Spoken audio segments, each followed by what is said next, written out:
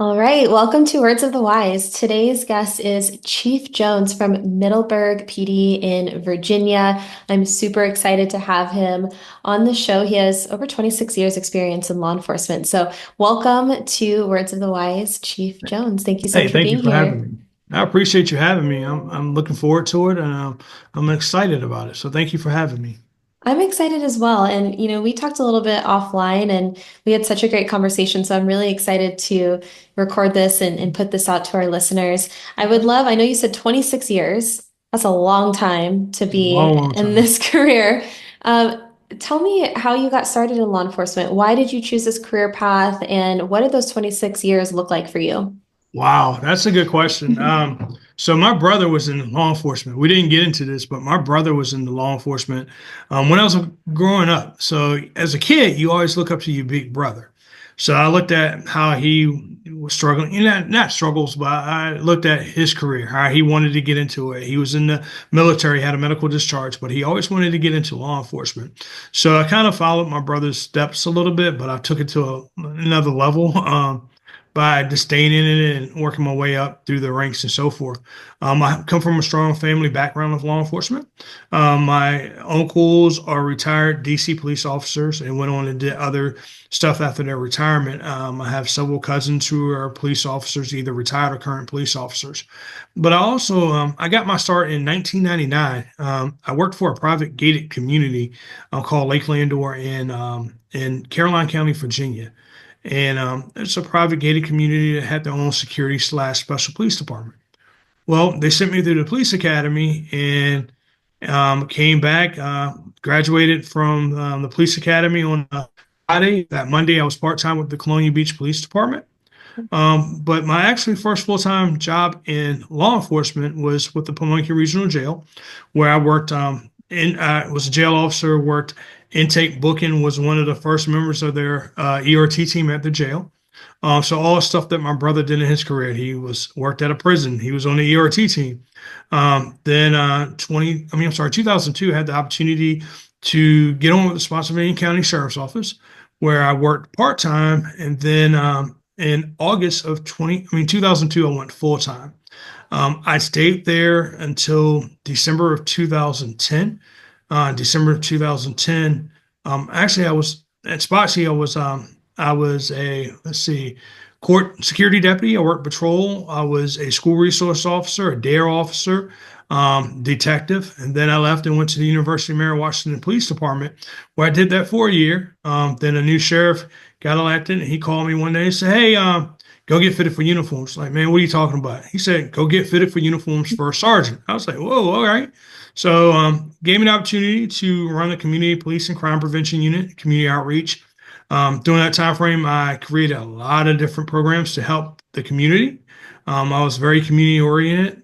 But then I guess it was, I don't know, 2002, I saw this job opening for the Middleburg Police Department as a lieutenant. The lieutenant serves as assistant chief of police.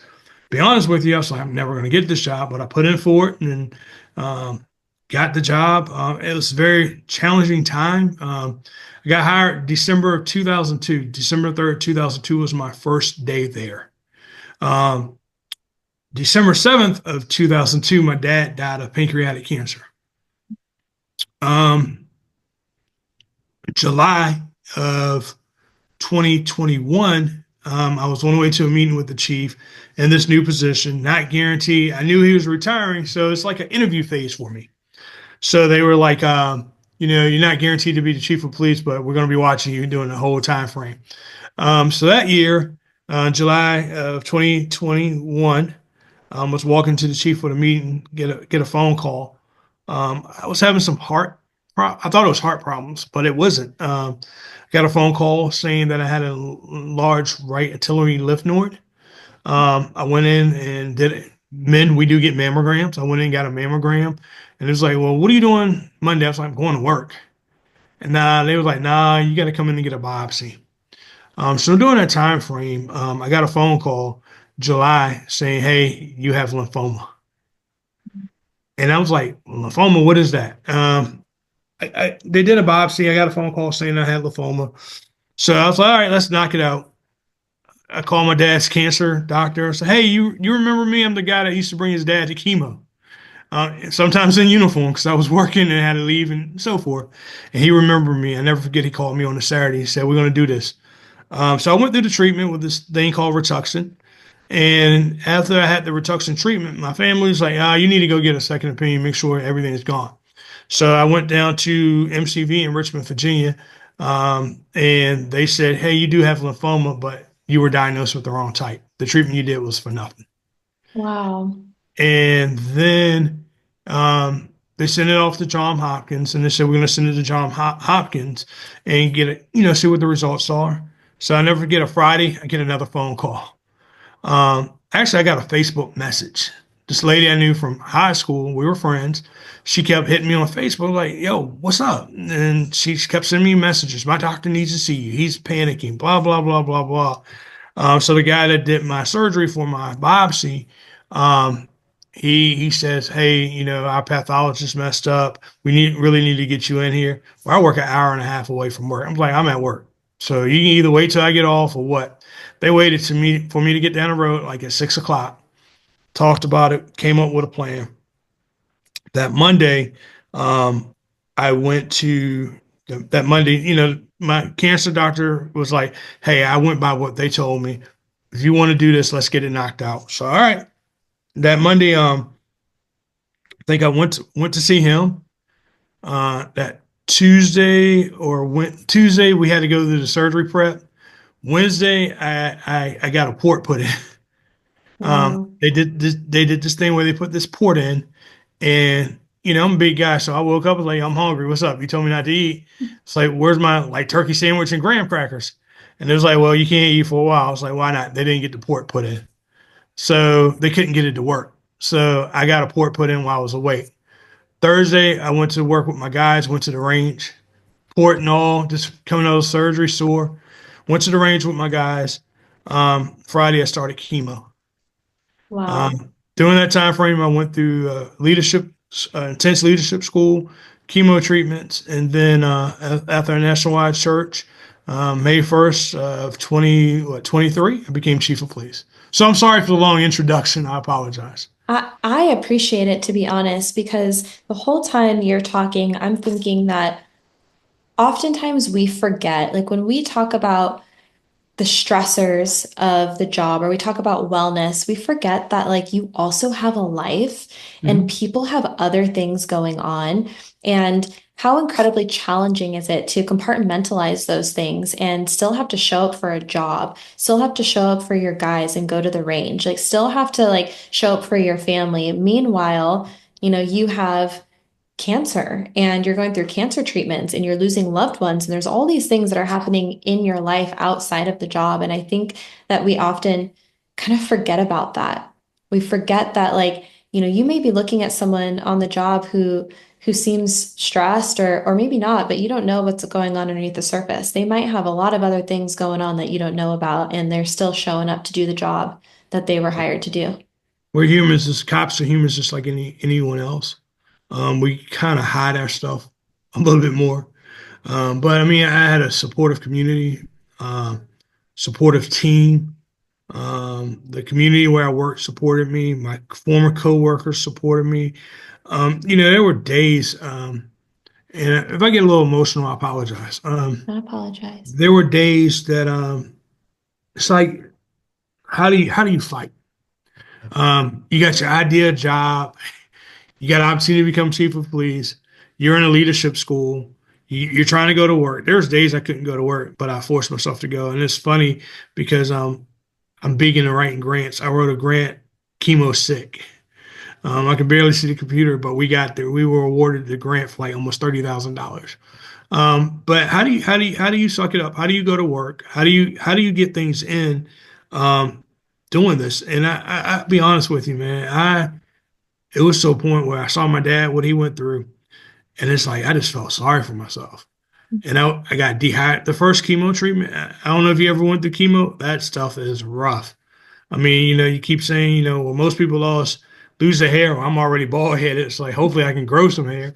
But my brother came over. Well, my best friend, who's a captain with another agency, he came by. He's captain now. and he came by and was like, "Yo, bro, you got to get up and walk." He said, "You got to get out." He said, "No matter how bad it is, just take a few minutes to get outside and walk." Then Yeah. my brother came by. I wouldn't talk to anybody, wouldn't open the door. I was dehydrated, it's all messed up. And I tell you, my daughter had a B shampoo. That dude is that's my lifesaver because everybody would go to work and he'll come in my room, he'll guard my door. And then every so often he'll come and just put his paw on me on my shoulder in the bed. It's like, yo, you all right? But my brother came by. It's like, yo, this stuff beat dad, and can't let it beat you. So, so I told the doctor, I said, look, man, I'm trying to get this job. We do a big parade called Christmas in Middleburg, and it's like I got to learn this parade. I'm like number two in command now. I got to learn it, and we try to work my chemo treatments around it. My first parade, 10,000 people or whatever. I was chemo sick. Nobody knew it. So I went to work and I was chemo sick and nobody knew it and just sucked it up and kept moving. I got accepted to a leadership school, professional executive leadership school. It's called PELS. It's a partnership with the Virginia Association of Chiefs of Police and the University of Richmond. So you go for a week in January, a week in February, and a week in March. And it's like God was on your side because my best friend that I told you, he was able to get in that class. We started that class. He was able to get in at the last minute on a Friday. He picked me up on Sunday and we went to class. And every month he would pick me up and we would go to that class together. And it required you to be away from home. So I tried to schedule my chemo around it. I mean, the first couple of times I was a little bit sick. The last week of school when I first went back, the first day was rough. She sent me back to my hotel room to rest so I can get it done. But it just shows you the perseverance of if you want something, you just got to push. I wasn't going to let chemo beat me. So I wanted something. So I would go to class. I have good days and I have bad days, but I got a really good network. One guy I went to, the instructor was like, the class coordinator was like, hey, that guy's got, he's going through chemo. She's like, oh, he's fine, and blah, blah, blah. So he had on some orange Gatorade. I used to love orange Gatorade. And I had to do a chemo treatment every time I go. They have this bag, this orange fluid, and it's like reminds you of orange Gatorade. So every time I see it, I was like, nah, I can't. So she was like, nah, he's fine. So throughout the time, my best friend was with me. My former captain in Spotsylvania was in class with me. And I got a strong support system from my classmates. Like when I rang the bell, I had chiefs of police from other jurisdictions there, some of their command staff there. My federal partners were there. That was when I rang the bells. Like, my last treatment, it came out, it's like, hey, there's a bunch of cops out here for you. I was like, oh, they're just my friends. So they, some drove an hour away, an hour or more away. And then that Sunday, I had a celebration party, I guess brunch. So we took over a restaurant, had friends from my class. People drove a long way to be there to support me. And then my town threw me a surprise party for me ringing the bell. So I never forget it. And Middleburg is small, but hey, it's like a family oriented town. So that's why I'm there. Thank you so much for sharing. And what a story of resiliency and perseverance. And you asked that question how do you get through it? And do you think that, obviously, your resiliency and your drive internally to keep going was a part of that, but do you think that having that community support and having friends and people there to support you and to motivate you, do you think that that was a huge contributor to Oh getting yeah, through that time? the family, the friends, the support of your friends, the people that were calling to check on you, people that you didn't even think cared about you were calling and checking on you. You had the community folks calling and checking on you. My former chief was like, "Hey, if you come to work, I'm gonna pay you for 8 hours." There's times where I would come to work and I actually had to pull over on the side of the road and or pull in the parking lot and just rest so I can make it to work. Or there were times where I came to work where I just couldn't make it. I just had to lay out on the floor and just do it from there. So it's support, man. If I feel if you have a strong support system, you can accomplish anything you want. I mean, I told you I was to the point those first couple treatments, I was like, I'm done. But Yeah. you also got to take in consideration too that during this time frame was when COVID was very rapid. So there Hmm. were two times where I was chemo sick and COVID sick at the same time. Wow, I can't even Yeah. imagine. So that was rough. I want But to talk a little bit about because you talk about community support, and you said that your community threw you a surprise party. And how important do you think, just in policing and in this profession of law enforcement, how important do you think it is to have a supportive community that, you know, s- not only like supports what you guys are doing, but is like active and like telling you guys that they support you? How important do you think that is for the wellness of yourself and your organization? it goes very a long way. It shows that you have the community support. The community supports you and is around you. You have to realize when I was doing that time frame, I hadn't even been at that agency for a complete year yet. Mm. Haven't been in that community for a complete year yet, and they rallied around me. My dad died 4 days after me starting work. I got flowers sent to the funeral homes. I had to start it here. Just when I first got sick, they did a GoFundMe for my family. Then they also, like I said, they gave me a surprise party. Um, it was a normal business meeting, I guess, but then there's like, hey, they need you to come talk, do a safety presentation. It's like, okay, why are all these guys coming out of uniform? And it was just the support that they had in the community. So I really appreciate that. It shows that we have a strong community um, network. It shows that our community supports us, and that goes a long way because in this age in policing, a lot of communities don't support the law enforcement. They talk down Mhm. to them. It's different in the town of Middleburg. They work with us. They. It's like everybody knows you by first name. If you're missing, if you're off a couple of days, like, hey, where you been? Like right now, my lieutenant's on night shift. I stopped by Safeway the other day, and it was like, hey, we haven't seen Mark in a while. Oh, he's on night shift. So they check on you. Oh, how come you haven't come around in a while? So if you don't show up, they're going to be asking where you been. I have a lady that's 86 years old. She walks the town every morning. So I've been coming in a little late because we're shorthanded. But if she doesn't see my police car, she'll come by the office and say, hey, where's the chief at? I need to see the chief. Ran into her yesterday at Safeway, and she was asking, I haven't seen her in a while, so we talked for a long time. So it's good to have the community support and the community feeling. My guys, some of my friends, like, man, you got it made. Then you invite people to your town and they see what we're doing there and to see the support we have for the community. And it was like, yo, if you ever leave, I'm putting in for this job, or I was like, nah, you guys can't come here or whatever. But it's that good support, and it goes a long way. As far as as being a police officer, you see folks in the bigger cities, people are talking down, they look down on the police officers and so forth. It's not the case in the town of Middleburg. They love their police department. That's one of my hiring techniques or slogans or whatever. You have the support, full support of our community, Yeah. and that's what it's all about. It's like bringing the community together. And I also like, I was kind of getting a little emotional while you're talking because there's this saying that like, you're not alone, and in order for that to be true, like you got to look out for each other. When people are struggling, like you got to make sure that they know that they're not alone. And for you to say, hey, like someone's been working nights, let's go check on them.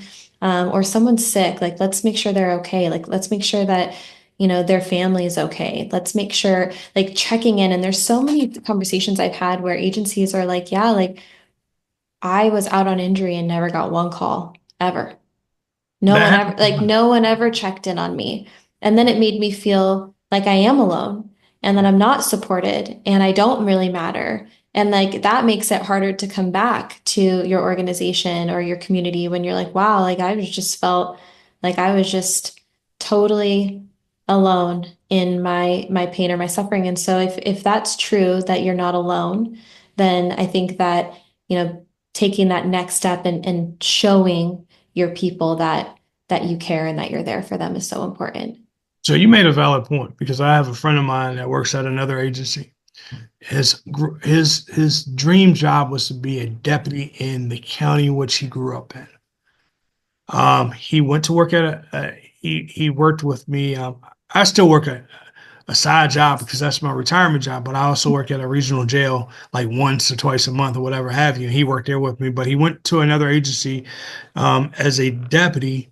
Then he had an opportunity to come to his home agency where he wanted to be. And when he was in the hospital, the folks at his new agency, his hometown, never came to visit him. Folks from his previous agency came to visit him. The command staff came to visit him. So that made an easy decision. Although he's going to have to drive an hour, hour and 20 minutes to work, he went back to that agency that supported him. I mean, small things go a long way. Like I got a brand new officer. He was like, man, I never had a chief that took the time to do an interview. um, Once the interview was over, he was a good candidate. So I said, let me see what we can do to get him here. So I took him around the town, introduced him to people, even took him out to lunch. He said, I never had a chief that took me to lunch.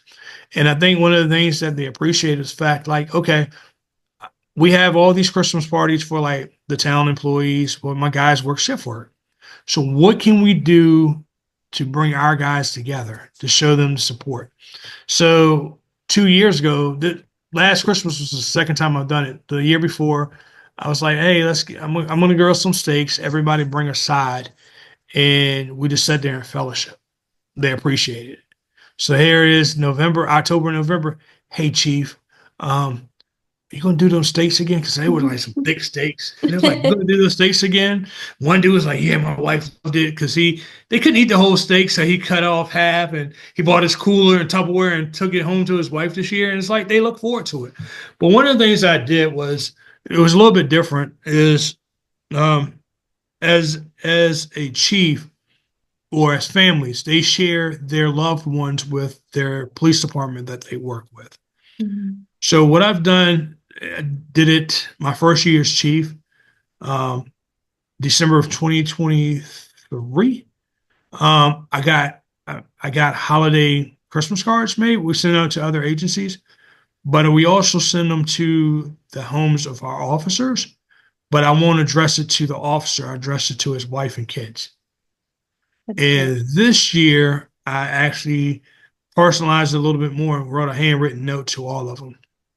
I Thank you love for sharing that. your house, your spouse or whatever. Thank you for sharing your house husband with us. We appreciate your support. I know he works long hours, blah, blah, blah, blah. And my guy come back to me saying, hey man, my family really appreciate that. And then I got my lieutenant, here it is. We just finished Christmas. Hey chief, don't forget we gotta order those Christmas cards again. I was like, dude, it's only February. You got this. So, small things like that count. You try to know the kids. Like I got an officer right now, he's off this weekend, burning leave to go to a cheerleading competition. So you send a message, hey, I hope the kids well, wish them good luck. You got another officer has maybe a 1 or 2 2-year-old little daughter. So hey, how's she doing? Or it's her birthday, and now it's her birthday. Small stuff like that goes a long way. Thank you for sharing that because one, the small things make me the happiest. Anytime I can hear those creative things that you guys are doing to create that culture of wellness and that family type mentality, I think is amazing. But I also think it's a testament that like you don't need a huge budget to make a difference. You don't have to have a ton of money to write your officers' families a Christmas card saying thank you, I appreciate you. You don't need a ton of money to grill up some steaks every once in a while, with your team. And so I think that to anyone who's listening, because I hear this all the time. It's like, oh, budget. We can't do it because of budget. We can't do it because of this or because of that. And I think that what you just shared proves that you can make a difference with small things. And of course, there's other things that you want to add in there, and we can, kind of talk about what that looks like. But I think that for anyone who maybe is struggling with resources or funding, you can start there. Like make your people feel like you care Oh through yeah. the small everyday actions. Oh, thinking outside the box. Yeah. What can you do to think outside the box? As a small agency, I came from an agency that's probably 300 people right now, over 300. To an agency, including myself, it's like 10 people. Mhm. So, what can you do to think outside the box to make your folks feel appreciative? So, we're a small town. So, we used to have our own building, but now we just got a brand new police department. But it's in conjunction with the town hall. So, on one side of the building, you got the police department. Other side, you got the town staff, which is a small staff of maybe 5 or 6 people. So when we do stuff now, we include them. So my thing is, excuse me, I try to make it a family oriented environment. Like, my town manager's like, man, I don't think about stuff like this. Like, Secretary Appreciation Day. Like I was down a secretary for a minute, or admin assistant. So the young lady across the hall, she was helping me out with different things. So during that time frame, hey, although you're on the other side of the hall, we appreciate you. So we got her a card, some flowers, and took her out to lunch. This is small things like that that count. So, it's like everybody's waiting for the chief to grill. So when we grill, I include the town hall staff. So, and then my financial I guess our town treasurer or financial lady. I always joke with her. You only come over here when you want something. I said, well, you only come over our side when you want a meal. And she was joking. We go back and forth. So we were just talking the other day, and she's like, when are you gonna break out the grill again? And I was like, look, let's do something different this year. So I got an amazing administrative assistant. She's very creative. Um, she's a healthy eater. So like she eats soup every day and she makes all these different types of soups with all these fresh meats, fresh vegetables, very healthy, right? So I was like, all right, instead of grilling steaks and stuff all the time, let's try to do something a little different this year. So she was like, Chief, let's do I came up with a salad day and she got a little bit more creative. She's all right, so we can set up a salad bar buffet and I'll grill some chicken to go, some protein to go on the salads. So then we're gonna have like grill salad day or something like that. So we just get everybody involved. So my goal is to not only look out for the police department side, because as a small town, I think you can do more in numbers. So if I'm showing that I'm looking out not only for the police department side, but we're looking out for the other town employees as well, that's when you're going to get the buy-in from your town management. So he looked at me and another civilian from that side was like, all right, you guys put together a wellness plan. So we're looking at different things that we can do monthly. I haven't submitted it because like right now it's budget time, so I'm really fighting to get two new positions. Mhm. So a lot of data collecting, a lot of statistics and so forth. But one of the things is let's do a 10,000 step a day challenge where every day your goal is to walk 10,000 steps and you can either track it on your smartphone or your smartwatch. But then once it's done, let's have a competition, see who's going to be, who's going to have the most steps. And then you get the town to buy in. All right, whoever wins, can you give them like maybe some town swag, maybe a day off, something like that. Yeah. So it makes it challenging, but then it gets everybody motivated and moving, right? And then the next month we'll come up with another challenge. And I'm looking to the point where we're going to do the maybe a biggest loser challenge, but then you want a healthy community too, right? So this year I'm coming up with a new idea. I was short staff, and short staff is not just the case with smaller agencies. It's the same with big agencies as well. Big agencies have a lot of more reach. Big $5,000, $10,000 signing bonus. We can't do that because I feel it's not fair to my guys. But to get the community involved too. So now we're going to do walk a mile with the chief. I love So that. we're either going to do that monthly or, I think it's going to be a big hit. I've talked about it with a lot of people. So now we're going to do a walk a mile with the chief, maybe spread it out once or twice a month just to get the buy-in from the community, but also get my officers out involved as well. And we'll get our town council involved. Doesn't matter. I'm not going to say run a mile with the chief. Let's do a walk because, I mean, I'm just saying some people might not be runners. Some people might be, I'm but not a runner. yeah, not a runner. See? I'm like, I don't know if I could run a mile, to be honest. Exactly. I Let's might do it need to one more edit that time. out of the podcast. I'm just kidding. But no, no, no. But get everyone together and walk a mile. Walk a mile together, and then maybe we can step it up and increase as we go over the summer. So getting some buy-ins with some local businesses, maybe they toss some prizes or gifts and so forth out there. So, like I say, I look at what other people are doing, and how can I bring that back to my agency or my town, and just think outside the box. I love it. I love that think outside the box mentality. And like we said before, it's like it doesn't have to be something crazy and huge, but it does make a difference and it creates that culture and that community. I also love that you play on the competitiveness because we know like you guys are competitive. Even Oh in your yeah. intro, you're like, yeah, I followed my brother's footsteps, but I like one-upped him a little bit, Oh, I and let them know you're I'm the chief. I'm like, how far did you go up in rank? I said, bro, remember. But I mean, Yeah. good. But he tells me how proud he is of me. His son is a police officer too. So it's like I know it's Chiefs. So every time I go to a Chiefs meeting, I look at the Chiefs like, yo, what my nephew do this time, or something Yeah. to that effect. So it's a family thing. But we gotta get healthy as cops. We like we talked before. We eat horrible. We Mhm. don't take care of ourselves. I'm one for it. I'm a workaholic. I will work my butt off.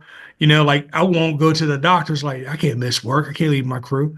But you gotta take time for yourself. You gotta take time for your wellness because if you're not taking care of yourself, you're not gonna be there for your family. You're not gonna be there for your officers. And somebody said this to me a long time ago, and I'm still stubborn. Like, you get a little pain. My guy's like, "Yo, Chief, you go to the doctor yet?" Nah, I'm good. But somebody said this a long time ago. Once this job is over, once you're gone, you're going to be replaced. Somebody else is going to be taking your shoes the next day. So the thing is, where you got to take care of yourself. And if you don't take care of yourself, you can't take care of those that you care about. You can't take care of your loved ones. And you can't be there for your family. So you got to take care of yourself. Like, I got friends, you go to the doctor, yet nope. And then every time they bring it up, like, I got to go. Get off the phone. But I mean, that's people that care about you. So Mhm. today, I was supposed to go to work, go to work and anticipating your call. But instead, I went to the doctors and I called my town manager. Hey, can I take the day off and just run errands and like do what I got to do at the doctor and get everything? Sure. You don't take time off anyway, so yeah, sure. So, just a relaxing day today, playing catch up on a lot of different things. I think it's also important to remind other leaders that you also have to take care of Mhm. yourself because a lot of times, when I have these conversations, it's like, how can we support everyone else's wellness? And then you're like, okay, well, what are you doing for your wellness? And it's like, um, and there's like a pause and it's like, no, you have to also take these days off and you need to go to the doctor. You need to take care of your own wellness too. And it's almost like that, what you said, that like oxygen mask, like you got to put it on yourself first if you want to be able to take care of others. Like if you want to be able to take care of your family and your community and be there, you also have to take care of yourself. So I think it's a great reminder that like you can also take a day off and you Oh can yeah. go to the doctor and it's okay. There's no like, you know, selfishness in that. So you also got to have the accountability partners. I call them accountability partners, I guess. But it's like I call it our brother. I guess it's like although they're not my biological brothers, but they are like my brothers, my mentors, my brothers. It's like it's a group of us, close friends. We support each other's career, make sure we're doing what's right with our families. So I call it, we call it what is called a brothers check-in.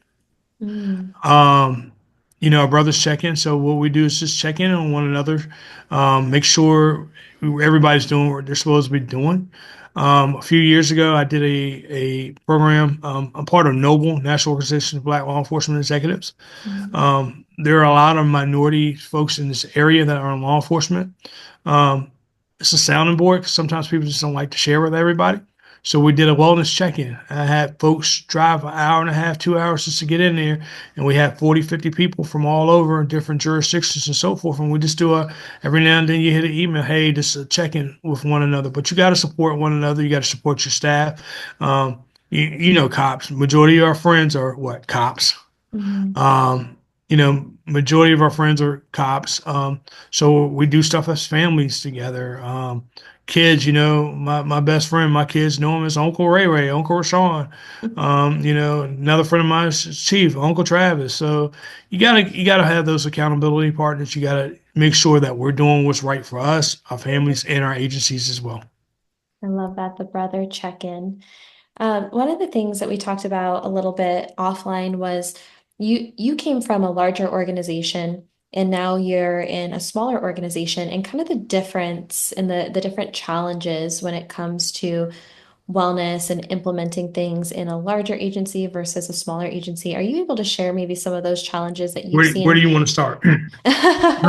Because no, where do you want to start? If you really look at a larger agency, I've been in this game for 26 years now. Nobody ever talked about wellness. A couple Mhm. years ago, people started, I don't know, 6, 7 years ago, people started talking about wellness, taking care of our officers. We see a lot of stuff and we don't share it and talk about it with other people. You go to a larger agency, they got people that are trained to do this. Other agencies now have like the wellness coordinator. That's all they do is wellness for the agencies. Where a small agency, you wear many hats. You don't have the person to do that.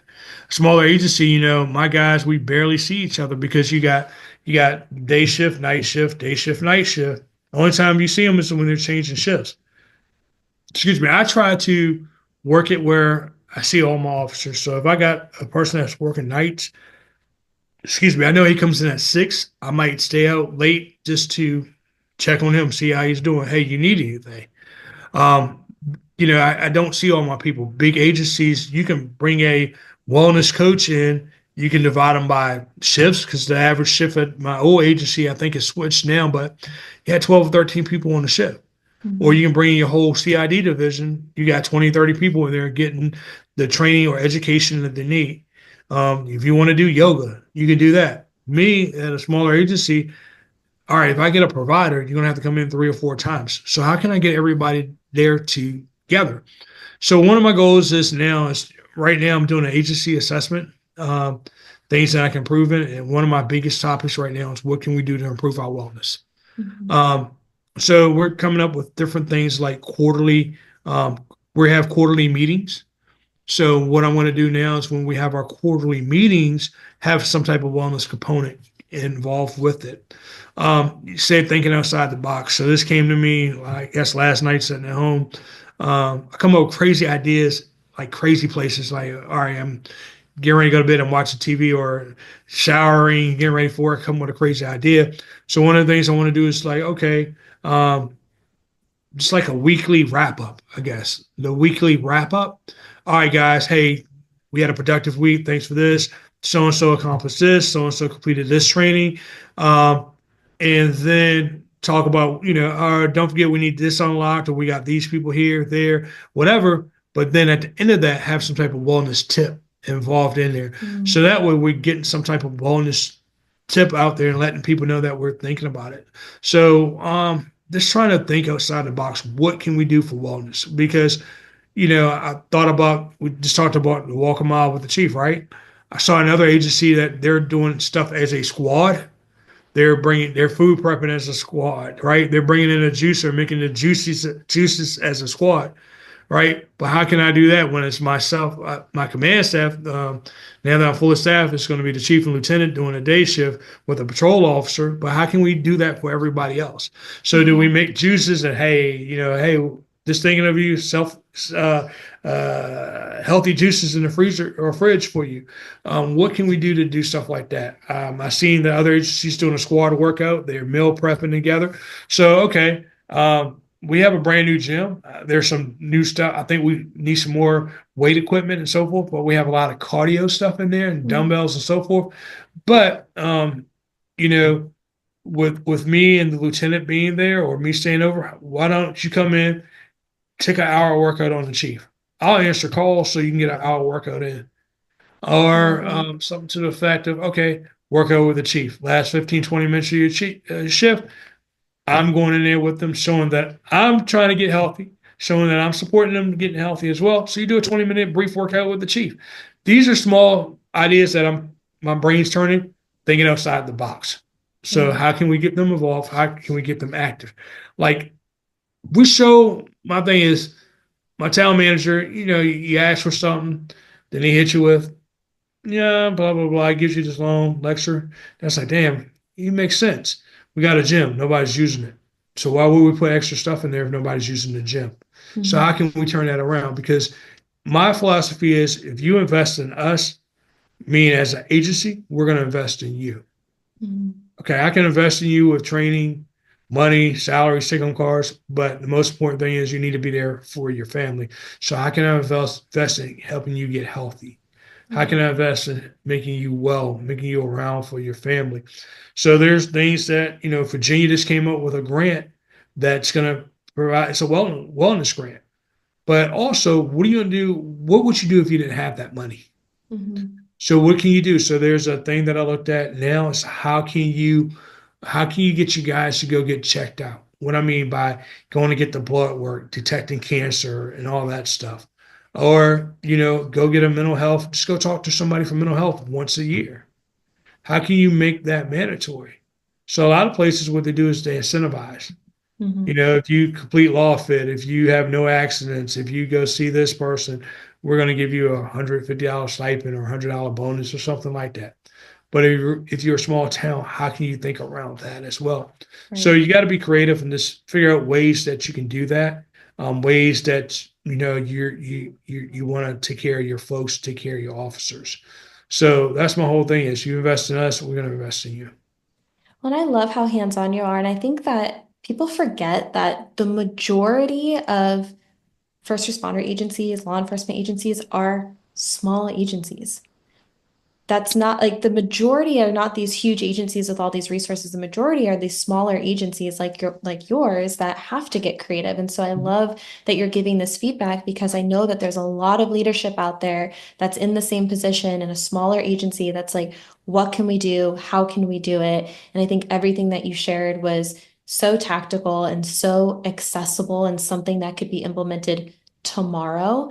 One of the things that you told me, and you didn't mention yet, but I want to bring it up because this really like touched me when you said this. You asked your people what they want and what is important to them. And can you tell me how that conversation went, what that response was to you asking them? Well, actually, we just bumped me and you bumped into this like on a whim, I guess. I reached out to you or whatever, or no, you sent me an email, whatever. But anyway, we were talking, and I went to my officers and was like, "Hey, there's a wellness grant out there, and trying to figure out what we can do to get this grant. What would benefit you guys? And let's talk about wellness. What is wellness to you? What are some things that you would look for that will benefit you? Because I don't want to write a grant and spend all this money and you guys don't use it. Right. So what can we do? And they looked at me as like, Chief, we never had anybody ask us about what do we think about wellness. So if you look at the 21st century policing, officer wellness is like right there as well. Mhm. So, but they looked at me and said, we never had anybody. I don't know what, then you have people trying to come up with different ideas and so forth. Yeah. I mean, some ideas were, right now, I'm not going to get a therapeutic dog. I mean, it would be great to Maybe have one one. day. Yeah, Yeah. maybe one day, but right now, it'll be great to have one. But then you look at all these, I looked at an app company, they wanted $5,000 this year for an app. And if it works out well for my guys, what am I going to do to get that app? What if the grant's not available the second year? Right. So what can we Yeah. do to do that? So you got to be careful. You really got to you want to see results. So, but you just got to, I found now, like I said, I got a new administrative assistant. She's very creative and helpful. So anytime I'm coming up with new ideas, yo, can you throw a survey out to the guys? This is what I want to know, Yeah. and that helps me make a decision right there. And I think that when we talk in the context of buy-in and getting people on board and getting people to use stuff, you do need them to be excited about something. And so Oh for yeah. you to say, hey, like, I care about what's important to you. What do you want? And the comment that touched me was someone saying, man, like no one's ever cared about me before. Mhm. Like that was just like so sad for me to hear that like people are still feeling that way of like, wow, like I've never had anyone care about me until now. But like also how amazing is it that we've reached now a point where leadership is asking those questions and is showing that they care and is trying to do whatever they can within their means to make sure that there are resources available. So I thought that that was just so great and such a simple thing again that you can do to make people feel like you actually care about them. But yeah, I mean, you lead by example. Mhm. So if you see the chief eating junk, oh, it's okay for the chief to eat junk, so I'm gonna eat junk. So you got to change your eating habits to show you guys, like, damn, who's all those apples in the fridge? It's mine. But you got to change your eating habits to, all these days it's good to grill hamburgers and hot dogs. So let's grill something healthy. Let's get some healthy vegetables. Let's do a healthy challenge, Mhm. stuff like that. So you got to lead by example. My thing is to make my agency better than what it was before I got there. Secondly, is making sure we have a succession plan where you take your talent within and you get them motivated to move up to the top. I'm a big guy, but I'm very stick. Everybody knows I'm a stickler when it comes to your uniform. Like I'm sitting here, I was like, I felt uncomfortable. Let me go grab a tie. Hmm. But I'm very stickler to with the uniform because if you look like crap, the community's like, oh, he ain't squared away. You're gonna have a harder time with the community. Yeah. So let's make it healthier for everyone by getting you healthy as a team, not just me, but as a team. Let's get healthy together and figure out ways that we can get healthy together. Because if they see the chief doing it, that's you see the chief doing something. 9 times out of 10, it's like, let me try this. Yeah. Just small things like this. So that's where that's coming from. I Um, agree. And I appreciate that perspective of like lead not from the front, but lead by example, like you said, and do the things that you're saying that you want other people to do too. yeah, I mean, you're not going to ask your officers to do something that you wouldn't do. I don't have a problem getting on. You the chief. Why you all answering calls? Because my badge don't work. Just because I'm chief, I still got the same badge, same duties. You just don't forget where you come from. Yeah. You started at the bottom. One of the things that I look at for my agency, we just got a brand new building built. I didn't have a lot of input on that, but as far as the police department, we're very small. So if I add officers, I got stuff. But one of the things that I feel that we forgot about when we were building this building is a wellness room, right? I looked at other larger agencies. Trust me, I go around and I'm like, okay, what y'all got going on? I'm nosing. Scoping it. Yeah, scoping it, right? So everybody got this. I was on a Zoom earlier today with another chief. I was like, damn, bro, that's like a wellness room up in your office. Yeah, they And have he was like, massage chairs yeah, well, and no, he didn't have a massage chair, but he had like a little sofa love seat up in there, the nice blue wall, the mood and all that stuff with the lighting. And he yeah, was like, I did that on my own, but he's a bigger agency, so they have that wellness room where they have that massage chair. yeah, And, this is Wellness Week in law enforcement too. In Virginia, yeah, is Wellness Week. yeah. So, looking at some of the stuff that they were doing in the conversation, another agency had a wellness room where guys on duty can come and take a 20-minute power nap. Nice recliners, the nice mellow, relaxing mood with the nice Mhm. aroma, Yep. this stuff like that. Yeah. No, I So, know. And it's you start to hear about it. And I think it's cool that people are starting to adopt those things, oh yeah. the essential oils and all the things. But I agree that it really entirely depends on the space and the resources that you have. And it sounds to me that you guys are doing a lot of really, really cool, unique, out of the box things when it comes to wellness. And I think that that is a message to anyone out there who is a smaller agency who is, maybe struggling to piece it together, that there are options out there and you do have resources available to you now that you can utilize. I wanted to just ask you one more question because I know we're kind of running up. This went by Yeah. so fast. And I'm sorry I Um, talk a lot, so I apologize. I love it. I have really enjoyed this conversation. But one question I have is when it comes to wellness, what words of advice would you give to someone who is younger in their career? Someone, maybe something that you wish you would have known, or a piece of advice that you would wish you would have listened to that would have helped And you. Like what advice would you give to th- someone younger in their career? there's a lot of advice that you look at it now. Policing is not what it was when I started 26 years ago, but there's a lot of things out there. Um, One of the things I would say is like take care of yourself, take care of your family, take care of yourself.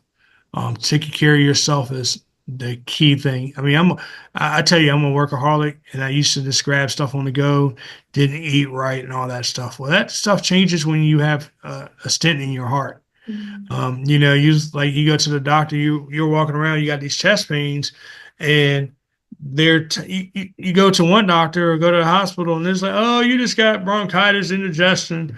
But then you go to a heart doctor, and the heart doctor looks at you and is like, for me, it's like for some reason their famous words are, "What are you doing tomorrow? I'm going to work. What do you think?" Mm. And I go to a heart doctor. He said, "No. What are you doing tomorrow? I'm going to work? No, you're not. You're going to be at the hospital by 6 to get a heart cath." I said, "Man, what are you talking about? I got an indigestion." He said, "Bro, I guarantee your heart is blocked. My heart was 98% blocked. So I had Wow. to get a stent." So what I'm trying to say is this, guys and ladies, is to take care of yourself. Do what you got to do to take care of yourself. Um, Put your health first. That job will always be there. So if you have a doctor's appointment, take the time to go to the doctor. Take the time to be there for your family, and just take the time. A lot of these young guys are jumping agencies because oh they got a $5,000 signing bonus, they got this that they throwing stuff at you to get you to come there. But if they're not considering your wellness Hmm. and taking your wellness in consideration and having things set up and established in wellness programs for you, money can you always get money, but can you really be replaced? And your family can't replace you. So do what you got to do to take care of your family. Stop chasing this money. Yeah, money's good. Stop chasing it and get with an agency that's making sure that they're going to take care of your well-being. What I mean by physically and mentally, and that's my little bit of advice I guess I can give. Those are great words of advice. I really appreciate it so much. I'm gonna just give you the floor. If there's anything that I missed, anything that you want to say, feel free. If we covered it all, then I think we yay. covered it all. I think we covered it all. I think I I do probably went a too. little bit too much. No, I Um, loved it. I thought this conversation was honestly so good. Gotcha. I So appreciate it. I Thank you appreciate for your having time. me. If we ever get a chance to do a part two, let me know. I will. Thank you so Uh, much. yeah, thank you. And I guess we'll be in touch. Sounds So good. be safe, everyone.